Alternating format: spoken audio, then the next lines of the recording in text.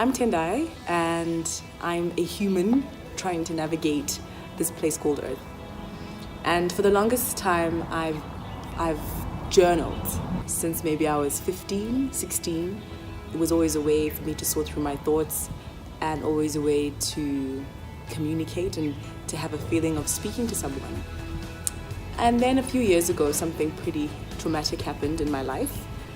And I went through my journals. I went back to see if there were clues that could have prevented that thing from happening that maybe I noted but didn't understand at the time. And there were in some instances.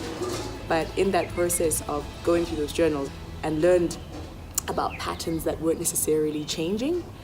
So I thought it could be quite fun to, in 2018, go through my journals and think about where I am today and what I could do going forward to grow. So my first entry that I'm going to read is from 2004 that I wrote on the 1st of January. It was actually a list. It was New Year's resolutions, and I titled it Goals for this year and Resolutions.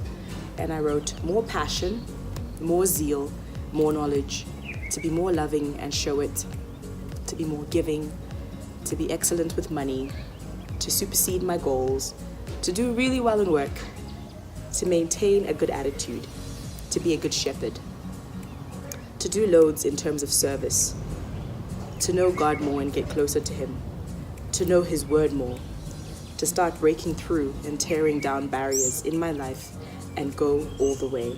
So I remember where I was in 2004. I think it was my first year of varsity, university in Australia, and I was navigating that space, and I was really involved in the church, and there was this culture of service and a culture of knowing God's word, and I just kind of felt that I wasn't doing enough. And so obviously this is what these New Year's resolutions are about. And when I think about today, in 2018, a good 14 years later, my resolutions are very simple. And in fact, I started them in September last year when I was having a conversation with my sister. And it was just about finishing what I started. I just want to go back to the things I started and to see them through. And I was having a conversation with a friend last night, and we were talking about that and what that meant, and how whatever was the seed for that thing to start, whatever it was that triggered that desire, came from a real, pure place. And it's important for me to explore that and to unpack that.